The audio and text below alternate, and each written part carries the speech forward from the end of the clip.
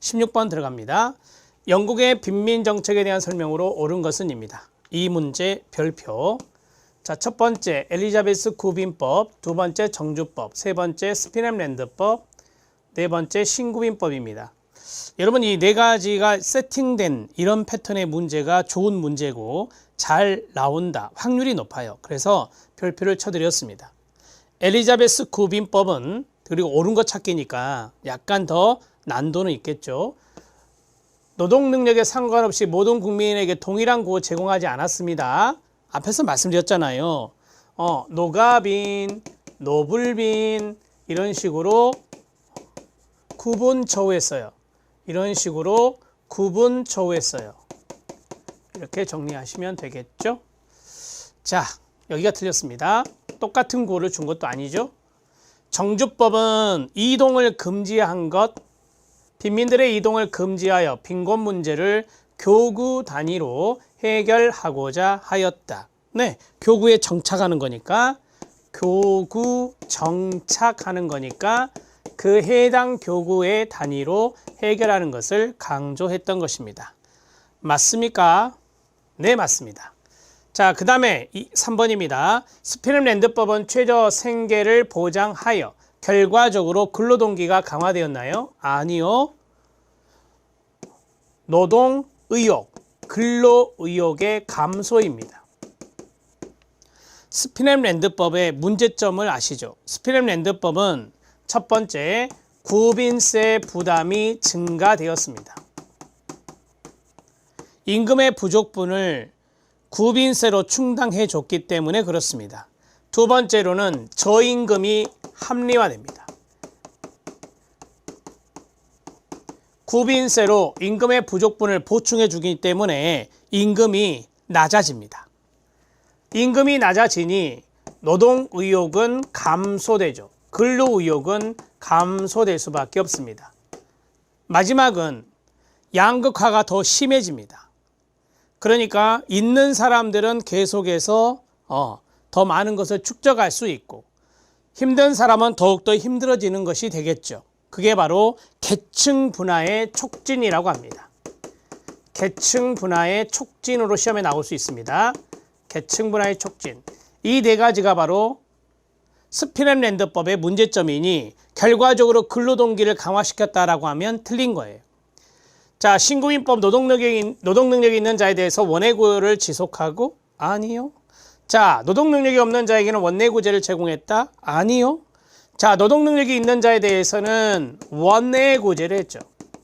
노동능력이 있으니까 작업장 테스트를 통해서 작업장 테스트 원칙이 적용되는 거고요. 노동능력이 없는 자에 한해서는 제한적으로 원외구제를 제공했습니다. 원칙은 이거예요. 원내구제가 원칙이고 제한적으로 원외구제도 했다. 이렇게 보시면 됩니다. 답은 2번입니다. 자, 17번 문제 들어갑니다. 어렵지 않은 문제. 거택보호 처음으로 인정한 것. 여러분 이 거택보호는 지금으로 말하면 재가복지라서 원외구제거든요. 원외구제예요. 길버트법이 답이 되겠죠.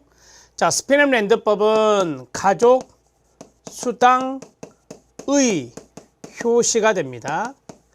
뒤에 나올 건데 가족 수와 빵값을 기준으로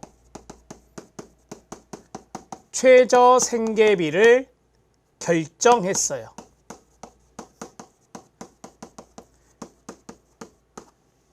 소득이 거기에 도달하지 못하면 부족분을 구빈세로 충당해 줬던 것이고요.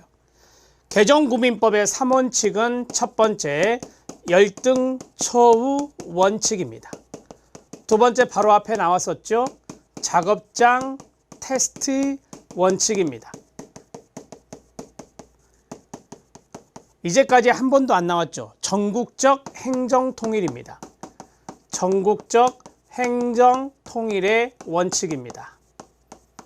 이렇게 해서 3원칙을 개정구민법 때는 알아야 됩니다. 여기에 동의어가 무엇일까요? 여기에 동의어가 무엇일까요? 여기에 동의어는 원내구제입니다. 여기에 동의어는 전국적으로 행정을 통일했으니까 중앙 집권 행정을 했다는 거예요. 그래서 균일 처우의 원칙이라고 합니다. 되셨죠? 정주법은 말씀드렸으니까 넘어가겠습니다. 답은 3번입니다. 18번 문제 들어갑니다. 18번 문제 별표.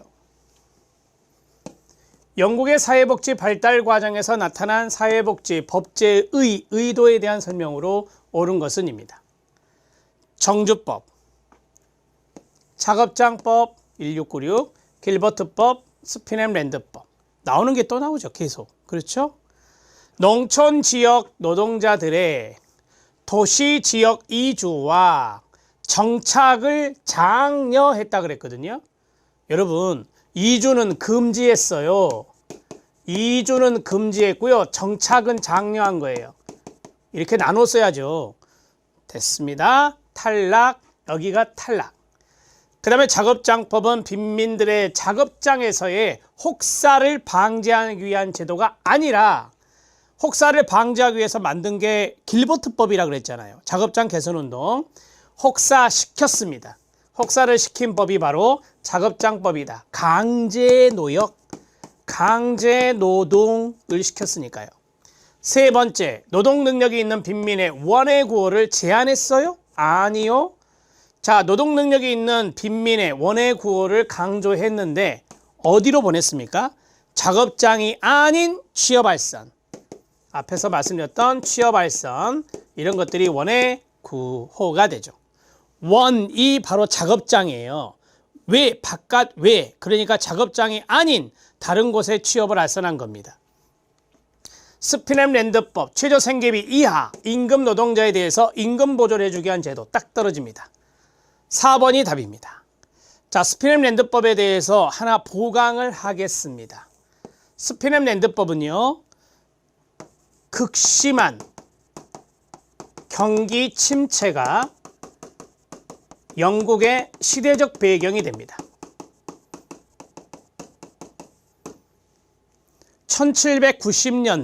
1790년대에 이 스피넴랜드법, 1795년이잖아요. 상당히 오랫동안 극심한 경기 침체를 겪게 됩니다. 이러한 시대적 배경에 스피넴랜드법이 출현하게 되는 것이에요. 이해되셨죠? 네, 요거 시대적 배경 하나 알아놓으시고요. 자, 스피넴랜드법은 쭉 있다가 폐지가 돼요. 언제 폐지가 되냐면 1834년 개정고빈법 제정으로 인해서 스피넴랜드 제도가 폐지가 돼요. 그러면은 대략 40년 동안 유지된 거예요. 스피넴랜드 제도가. 자, 됐습니다. 이 정도 정리합니다. 자, 19번 들어갑니다. 다음 설명에 해당되는 제도와 관련된 법은입니다. 쉬워요. 지역의 식량 가격을 기준으로, 이 식량이 바로 빵입니다. 식량 가격을 기준으로 최저 생계비를 설정하여 최저 생활 기준에 미달되는 임금의 부족액을 보조해주는 일종의 임금 보조 제도는 스피넴랜드법입니다. 스피넴랜드법은 영국 버크셔주에 있죠. 버크셔 브레드 액트, 버크셔 빵법이라고 이야기합니다. 되셨죠? 이 정도. 답은 2번입니다. 20번 문제 들어갑니다. 영국에서 실시되었던 스피넴랜드법에 대한 설명으로 옳은 것은입니다. 이 문제 별표. 1번, 빈민의 독립심이나 노동 동기를 향상시켰나요? 아니요. 저하시켰죠. 앞에서 말씀드렸는데요. 저하시켰습니다. 2번, 구빈 지출 비용을 축소했나요? 아니요. 제가 그랬죠. 구빈세 부담이 증가했다 그랬잖아요. 구빈 지출 비용이 증가했어요. 증가. 그래서 1834년 개정구빈법 제정에 결정적인 영향을 끼친 거예요. 이거 없애자. 이렇게. 자, 그 다음에 극도의 경제 불황으로부터 노동자의 최저 생활을 보장하기 위해 부족한 임금을 보조해 주었다. 맞죠?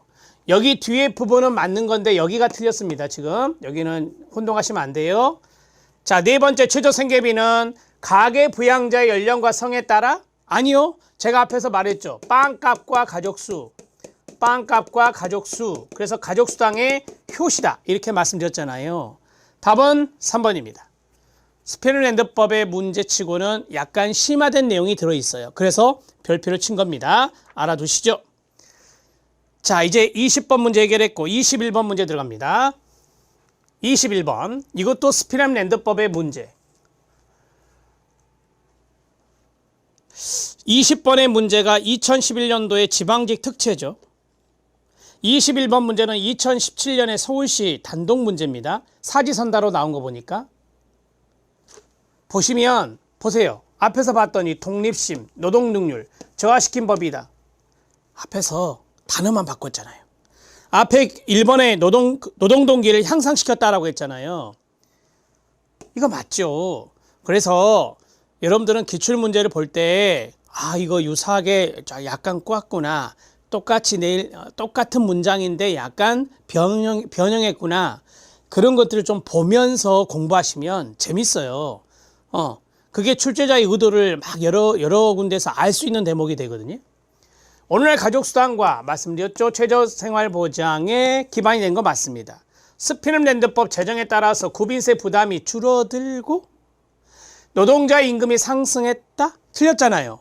자, 구빈세 부담이 증가했고 노동자의 임금은 저임금이 합리화됐다 그랬잖아요. 저임금화되었어요. 디귿집은 탈락. 스페른랜드법의 핵심 내용이 개정구빈법에 의해서 못됐다? 폐지되었다. 핵심 내용이 뭐예요? 임금의 부족분을 보충해주는 제도죠. 그런 핵심 내용이 개정구빈법 제정 때 폐지가 됩니다.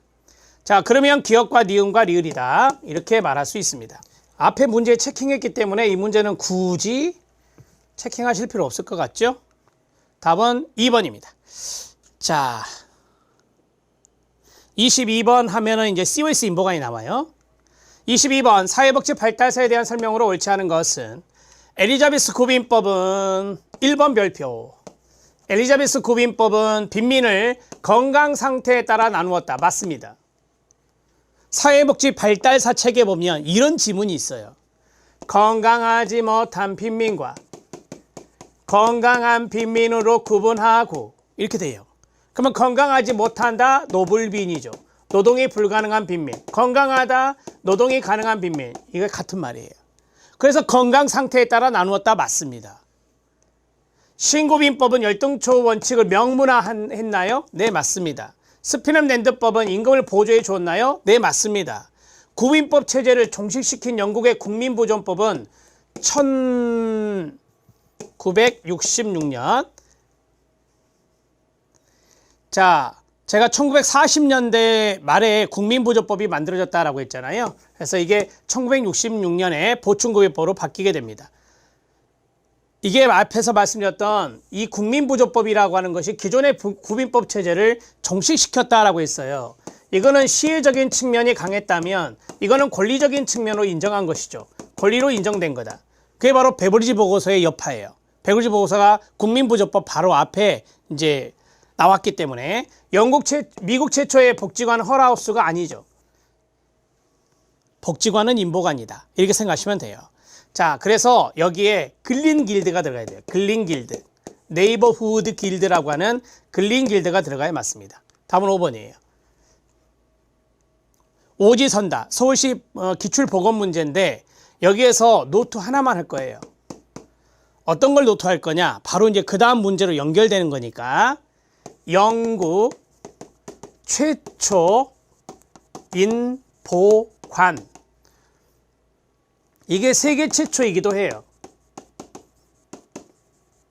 여기에서부터 인보관 운동이 시작되었다. 물론 데니슨 목사에 의해서 1854년에 창시가 되었지만 실질적인 인보관 운동은 이때부터 사무엘 바네트 목사가 최초의 인보관인 토인비 홀을 세우게 되죠. 그 토인비 홀의 건립은 홀입니다. 토인비 홀의 설립은 1884년이 돼요. 이게 세계 최초 인보관이에요. 자, 여기 보시면 인보라고 되어 있잖아요. 이웃린자의 보할 보자예요. 그래서 지역사회에 있는 복지관과 같은 개념이다 라고 보시면 돼요. 이렇게. 자, 그러면 미국 이야기를 해요, 이제. 자, 미국 최초의 인보관은 뭐냐? 말씀드렸죠? 글린길드라고. 글린길드 1886년이에요. 자, 그 다음에 미국의 유명한 인보관이 있어요. 미국의 헐하우스. 노벨 평화상을 받은 분이죠. 제인 아담스 여사에 의해서 설립된 헐하우스가 유명해집니다. 아무래도 노벨 평화상을 받을 정도면 우리가 스포트라이트를 받을 수밖에 없죠. 헐하우스가. 그래서 유명세를 띱니다. 자, 이것이 이제 팁입니다. 이것은 1889년이에요. 그래서 미국 최초는 글린길드가 됩니다. 이렇게 알아두시면 되겠습니다. 22번의 답은 5번입니다.